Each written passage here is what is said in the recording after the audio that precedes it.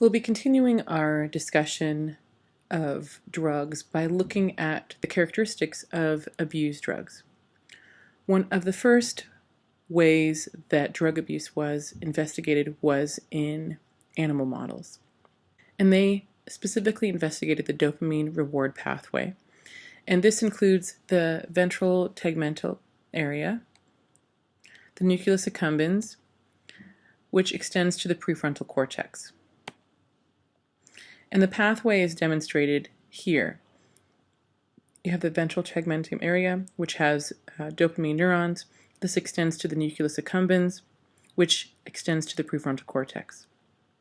The nucleus accumbens is highly involved in reward processing, and what they found is that when provided with the opportunity to directly stimulate their dopamine neurons, rodents self-administered dopamine to the point that they selected dopamine above food and water. And they found that there was a rapid absorption and distribution of dopamine, and this allowed the effects of the drugs to pass the blood-brain barrier.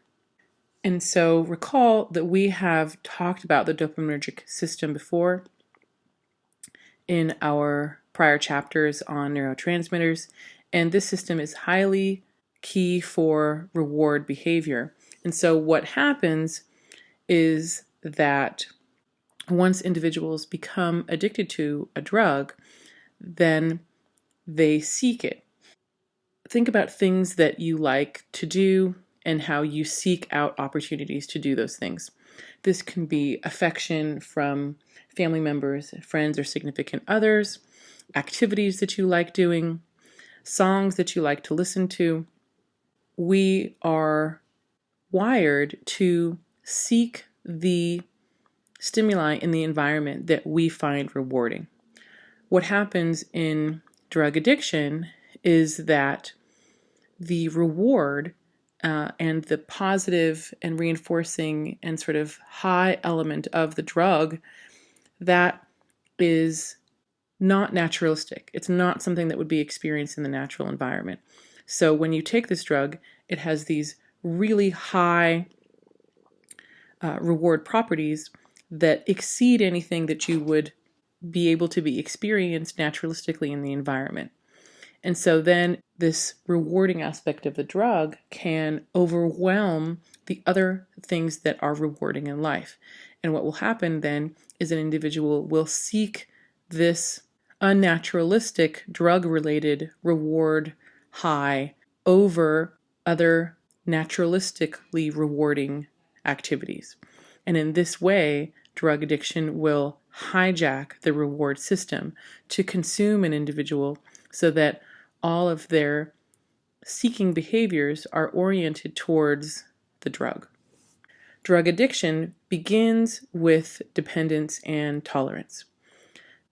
And by tolerance, I mean habituation, that a learned behavior to a stimulus weakens with repeated presentations. So tolerance is the first step in dependence and substance abuse. And there are different types of tolerance. Thinking about, what it means when you tolerate behavior from someone. With repeated instances or repeated experience, then your response lessens. So the first time that something negative were to occur, you would have a very heightened reaction, but then the next time, again, this would be something that would be expected. It's not novel, so your reaction wouldn't be so much. And the next time after that would be even less. And so over a period of time, you would develop tolerance to it. Well, this is basically what happens to begin dependence and drug abuse, but it occurs at metabolic, cellular, and behavioral levels. So metabolic tolerance is increases in the number of enzymes used to break down a substance.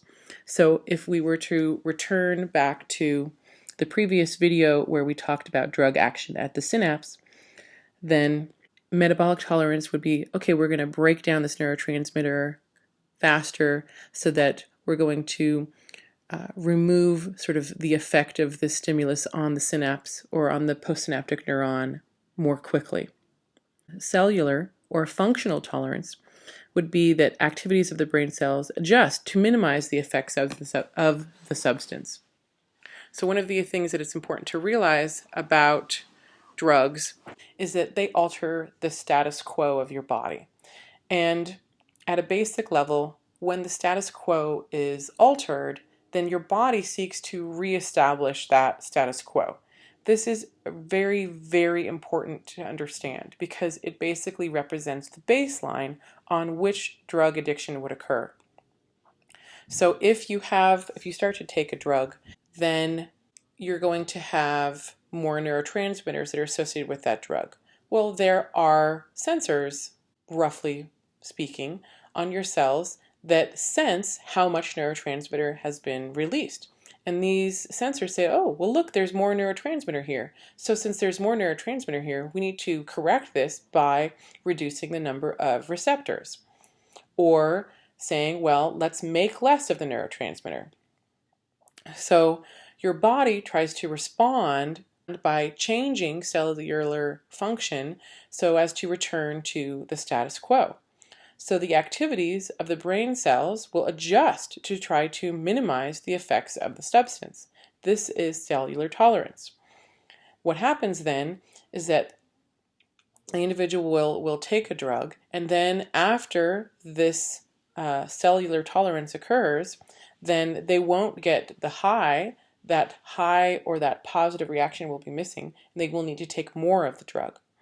This increase will again result in the brain cells trying to minimize the effects of the substance, and so more and more will have to be taken, thus building this sort of vicious cycle of dependence and substance abuse. In addition to metabolic tolerance and cellular tolerance, you also have learned tolerance. And this is basically that people learn to be intoxicated. They learn how to cope better in terms of being high. So your body gains experience in being better at drunk or high on some drug. And so this learned tolerance means that you might have the perceived functional capacity to take drugs and have it not affect your behavior as much. Again, this is perceived. So you might think that you would be okay drinking or smoking or getting high and then having not affect your behavior as much. And so when you combine metabolic tolerance, cellular tolerance, and learned tolerance, then you need to take more of a drug to create this high circumstance. And again, as I mentioned, this vicious cycle of addiction begins.